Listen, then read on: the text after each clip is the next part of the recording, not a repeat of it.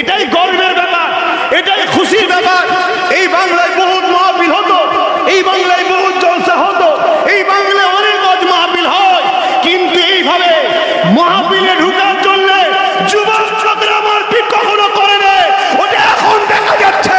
এটা আমাদের জন্য, আমাদের পরের প্রজন্মের জন্য ভালো মেসেজ দিচ্ছে। জোরে বলুন সুবহানাল্লাহ। আগের সময় তো, আগেকার সময় তো মাহফিল হলে যুবকরা মেলায় মেলায় ঘুরতো। এখন গ্রামগঞ্জে যেখানেই হয় মাহফিলে গেলেই দেখেছি মাহফিলে ঢুকার জন্য একটা ঝগড়া হচ্ছে, মারপিট হচ্ছে। হোক 100 বার করো, তোমার রেসারেসি জান্নাতে ঢুকার জন্য, দুনিয়ায় জান্নাতে ঢুকার জন্য এত আগ্রহ দিচ্ছ। দুনিয়ায় আমাদের তৈরি করেছি, আল্লাহ জান্নাত ঘোষণা দিয়েছে, মাহফিল বানিয়েছি আমরা, আল্লাহ জান্নাত ঘোষণা দিয়েছে। হয়তো জায়গা ছোট হয়ে গেছে, কিন্তু আমার আল্লাহ যে জান্নাত বানিয়েছে সবাইকে যে ঢুকিয়ে দেয়, তথাপি আল্লাহর জান্নাত ছোট হবে না। জোরে বলুন সুবহানাল্লাহ। আর এই দুনিয়ায় যারা জান্নাতে ঢুকার জন্য এত ঠেলাঠেলি করছো, এই যুবকেরা জেনে রেখে দিও, আমার আল্লাহ বলেছে যে আমার নিয়ামত খেলে শুকরিয়া আদায় করে, যে আমার রাস্তায় আসার জন্য এত ব্যস্ত হয়ে যায়, আমি আল্লাহ থেকে ফিরিয়ে দেব না ইনশাআল্লাহ। বিশ্বাস মুজাদ্দিদ জামানের দরবারে বসে বলে যাচ্ছি, একসাথেই জান্নাতে দেখা হবে। আর আমার ইউটিউবার ভাই বোনও, তোমরা ভালো কাজ করছো, খারাপ নয়, অনেক মানুষ দূরে দূরে দেখে, খুশি হয়, কিন্তু কিছু স্যাম্পেল গুলো একটু দেখে দেখে দাও, তার সাথে কাজ জুড়তে হয়, কাকে কি করতে হয় একটু দেখে দেখে করো। আমার একটা থ্যাম্বেল দিচ্ছে, হাতে একটা বড় ছুরি, তোমার একটু ভয় লাগলো না? তুমি কিয়ামতের দিন ওই নবীর শাফাআত ছাড়া নাজাত পাবে না যে নবীর খানদানে আল্লাহ আমায় জন্ম দিয়েছে। এতে কি তোমরা খুশি না বেজার?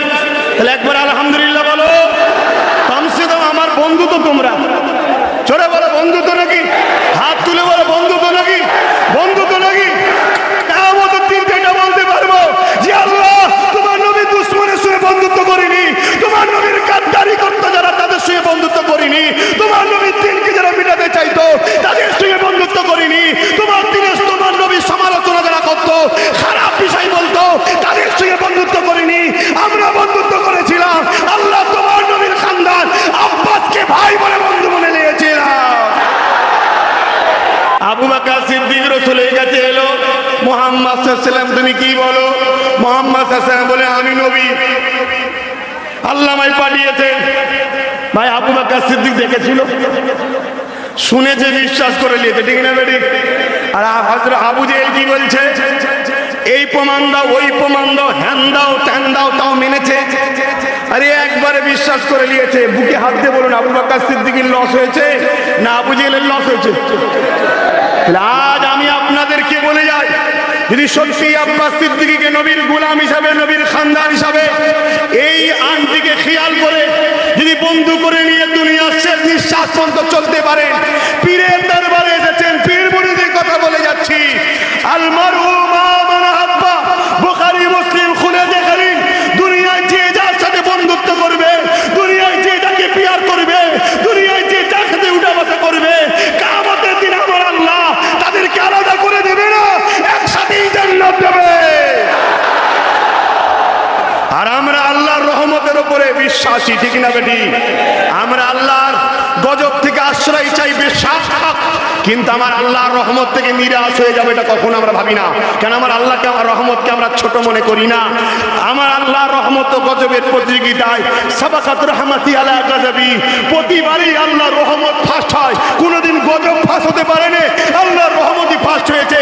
এই আল্লাহর রহমতের উপর ভরসা করে বলছি, ইনশাআল্লাহ আমাদের মধ্যে নামাজ ভুল থাকতে পারে, রোজার ভুল থাকতে পারে, সুন্নতের ভুল থাকতে পারে, জিন্দেগির লাইফে অনেক ভুল থাকতে পারে, কিন্তু মদিনাওয়ালার বিষয়ে কিছু বললে আমাদের দিল কাঁদে।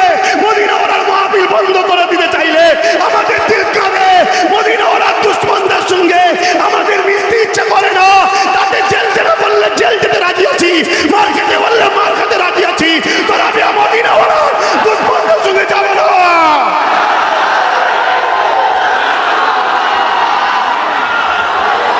এইটুকু প্রেম ভালোবাসালি আমরা যাব। কিছু লোক আবার বলতে পারে আমার শুনে, প্রেমে কি কাজ হবে? আসুন না বুখারী খুলে দেখি, বুখারী খুলে দেখি।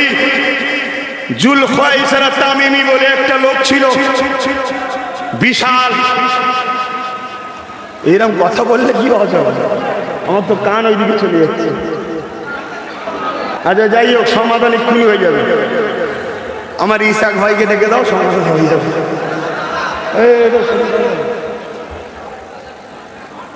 জুলখাইসারা তামিমি রসুলের পাশ হাদিস বলছি ভাই, সময় সঙ্গে বলে বেশি ভাষণ টাষণ ভূমিকা টুমিকার কিচ্ছুটা নেই, ডাইরেক্ট একদম জান্নাতে যাওয়ার রাস্তা।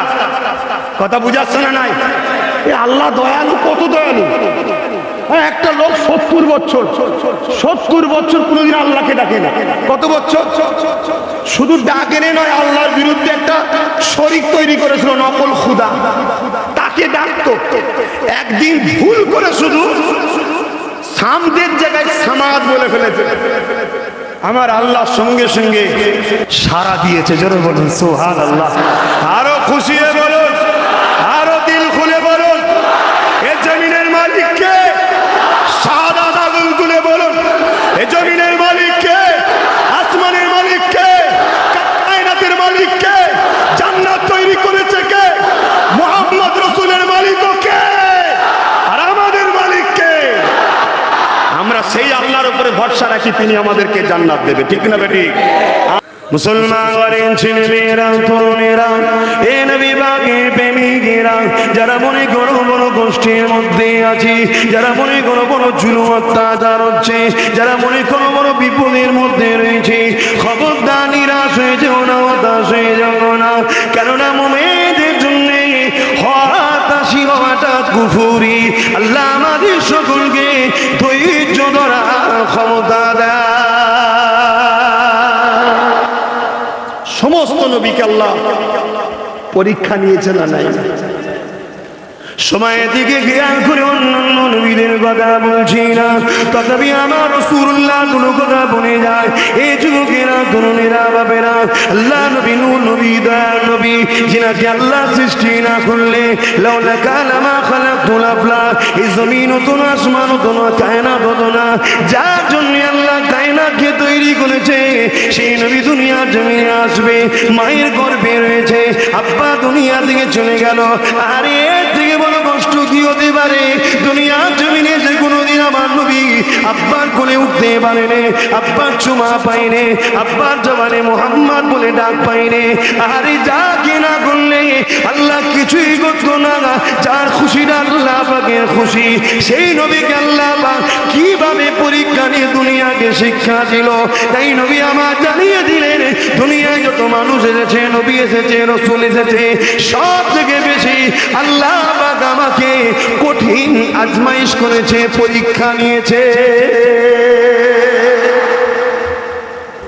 বাবেরা, নওজওয়ানেরা, এ নবী পাকের প্রেমিকেরা, আল্লাহ নবী নূর নবী, দয়ার নবী, যাকে সৃষ্টি না করলে আমার আল্লাহ পাক কায়নাত করতো না গো। যাকে সৃষ্টি না করলে আমার আল্লাহ পাক জান্নাত বানাতো না গো। যাকে সৃষ্টি না করলে আমার আল্লাহ পাক ফেরেশতা বানাতো না গো। যাকে সৃষ্টি না করলে আমার আল্লাহ শফিউল্লাহকে বানাতো না, মুসা কালিমুল্লাহকে বানাতো না, ঈসা রূহুল্লাহকে বানাতো না।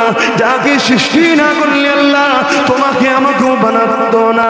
সেই নবী পাককে আল্লাহ কত আজমাইশ নিয়েছে, সেই নবী পাককে আল্লাহ কত পরীক্ষা দিয়েছে। এ যুবকেরা, তরুণেরা, বাপেরা, নবী আমার দুনিয়ার জমিনে আসলেন। কয়েকদিন যেতে না যেতে দুধুমা হালিমার কাছে চলে গেল, মায়ের কোলে মমতা পেল না। আবার ওখান থেকে যদিও নবী ঘরে আসলো, আবার মায়েকে সাথে করে নিয়ে আব্বাকে দেখতে গেল।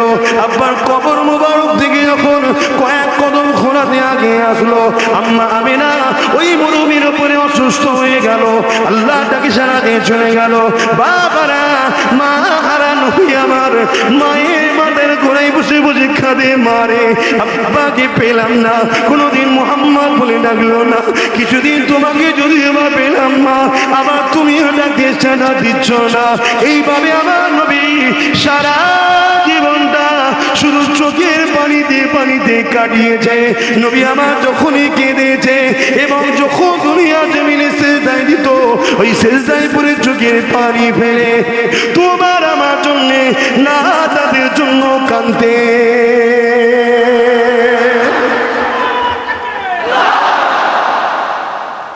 আজ সেই নবীর ইসলাম কে একদল সন্ত্রাসের অপমান করছে না করে না?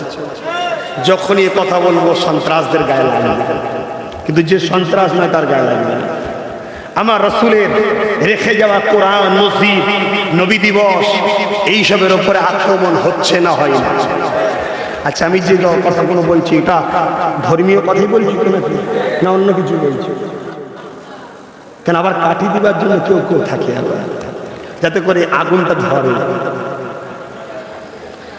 আরে এটা দুনিয়া, এই দুনিয়া জমিনে বহুত কিছু হবে, মন খারাপ করলে হবে না। আসো আগিয়ে চলো, আমার নবী পাকের জীবনীটা দেখো। কেননা আল্লাহ আমার নবীকে তোমার আমার জন্য মডেল বানিয়েছে। এ যুবকেরা, লাকাদ কানা লাকুম ফি রাসূলিল্লাহি উসওয়াতুন হাসানা। আমার আল্লাহ আব্বাসকে মডেল তোমাদের জন্য করেনি। কোন পীর পাইগম, কোন পীর জানাগা, ইমাম মুফতি কাউকে কিন্তু মডেল করেনি। তোমার আমার জন্য আল্লাহ মডেল করেছে শুধুমাত্র মুহাম্মাদুর রাসূলকে। এ যুবকেরা, তরুণেরা, বাপেরা, এখানে একটা কথা বলে দিই, প্রকৃত আল্লাহর ওলি তো সে যে নবী করে, প্রকৃত নায়েবে রাসূল তো সে যে নবী করে, প্রকৃত আলেমে আফগানি তো সে যে নবীর কথা খুলে খুলে বলে। কেননা তামাম জিন্দেগিটা আমার আল্লাহ একটা সংবিধান পাঠিয়েছে, ওই সংবিধানটার নাম হলো কোরআন শরীফ। এই বিশ্বে মানো তোমাদের চলাফেরা, কথাবার্তা, উঠা বাসা সব কিছু আমি তোমাদের মালিক, আমার কথা অনুযায়ী চলতেই হবে। ওই কোরআনটা তোমরা বুঝবে কি করে? যত আমার নবীকে খুলবে, নবীর জীবনী দেখবে, নবীর আলোচনা শুনবে, যত নবীকে চিনবে তত কোরআন তোমরা বুঝবে।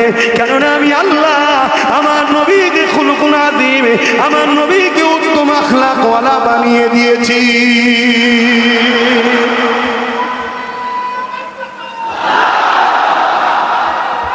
আল্লাহু আকবার। আমরা অবশ্যই পীর মাশায়েখদের মানব, যে পীর মাশায়েখ নবীকে চিনাবে তাকেই মানব, ঠিক না বেঠে?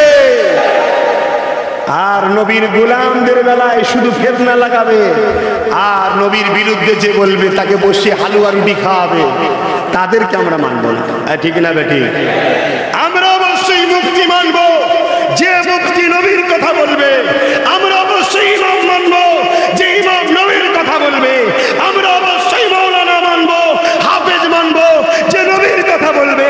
কেন আমাদের লাইফে একটাই লক্ষ্য, উঠতে নবী, বসতে নবী, শুতে নবী, চলতে নবী, কথাতে নবী, ব্যবসায়ী নবী, সব কিছুতে নামাজ, রোজা, হজ, যাকাত, দান, খায়রাত, রাষ্ট্র পরিচালনাতেও আমাদের লাইফে একজনই থাকবে, নবী, নবী, নবী। জোরে বলুন সুবহানাল্লাহ। তাহলে আমার একটাই শেষ কথা, জান প্রিয় না রাসূল প্রিয়? যারা মুমিন তারা হাত তুলবেন। জান প্রিয় না রাসূল প্রিয়? জান প্রিয় না আল্লাহ প্রিয়? অতএব জীবনের শেষ হাতনাবান, শেষ নিঃশ্বাস পর্যন্ত আমরা সব কিছু মেনে নেব। পেটে লাথি মারলেও মেনে নেব, ঘর ভেঙে দিলেও মেনে নেব, জামা কিনে নিলেও মেনে নেব, সব দিক থেকে বঞ্চিত করলেও মেনে নেব। কারো ধর্মকে আঘাত দিই না, কারো ধর্মের কিতাবকেও আঘাত দিই না, সবাইকে শ্রদ্ধা জানাই, সম্মান জানাই। কেন আমার নেতা শিখিয়েছে তুমি তোমার থেকে সম্মান করো, অপরের থেকে সম্মান করতে শেখো, তবেই সে তোমার থেকে সম্মান দেবে। কিন্তু কেউ যদি আমার মুস্তাফার বিরুদ্ধে আগুন তোলে, আমার কোরআনের বিরুদ্ধে আগুন তোলে, আমার ইসলামের বিরুদ্ধে আগুন তোলে, এই যুবকেরা আমরাও কৃষকদের মতো এই বাংলাতে অবরুদ্ধ করে কলকাতায় 50 থেকে 1 কোটি মানুষ আজীবনের জন্য হাজির হয়ে যাব, রাজি আছে? ভাইয়ের আমার, ভাইয়ের আমার, মানুষকে ভালোবাসি, আগেও আজও যতদিন আছি বাঁচবো, ভালোবাসবো, তবে শুধু আল্লাহর জন্য, অন্য কারোর জন্য নয়। আপনাদের এই ভালোবাসা থাকবে না, যাবে? কাল চাপে পড়ে পালাবেন না তো? হ্যাঁ বলে যাচ্ছি, তারপরও ইসলাম আমাদেরকে অনেক সুযোগ দিয়েছে। দম থাকে প্রকাশ্য আসো, দম নেই দিলে দিলে রাখো। থাকতেই হবে, যাবি কোথায়? দুটো তো রাস্তা, এক শয়তান এক রহমানের। মনে হচ্ছে শয়তানের দিকে, দুটো তো রাস্তা। ইমাম মেহেদী সাল্লামকে ছেড়ে দাজ্জালের দিকে যাবে নাকি? তাই বলে গেলাম। তাই আমি বিদায় নেব আখেরি দোয়াতে। সবার জন্য দোয়া তো হুজুর কেবলা চাইবে, স্পেশাল করে হুজুর কেবলার হাতে আল্লাহ যেন কবুল করে।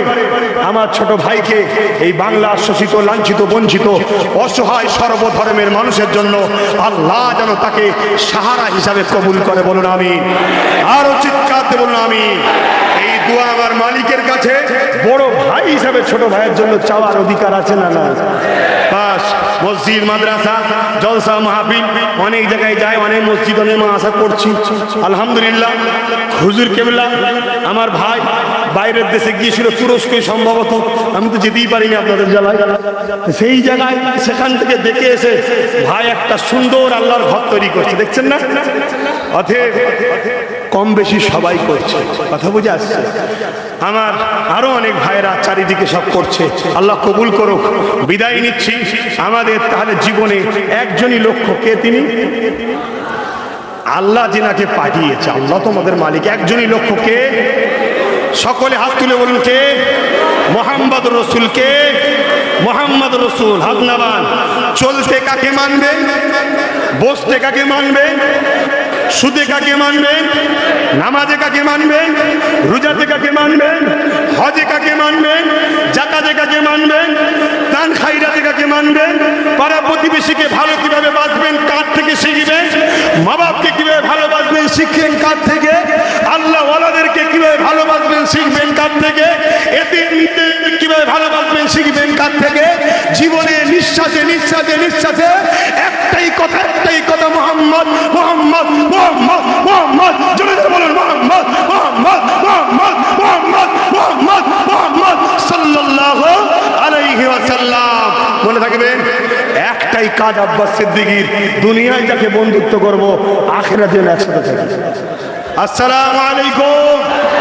একটা কেউ উঠবেন না, কেন ভাই শুধুমাত্র হয়তো একটু দু কথা বলবে যে আমি কোনো মেহমানদের, যেটা বলতে হয়। আপনি বাড়িতে এসেছেন, দাওয়াতই তো নাকি এসেছেন, বলবে, তারপরে হুজুর কেবলা আসবে, দোয়া করে দেবে। আমি যাবো, একটু রাস্তা দেবেন শুধু।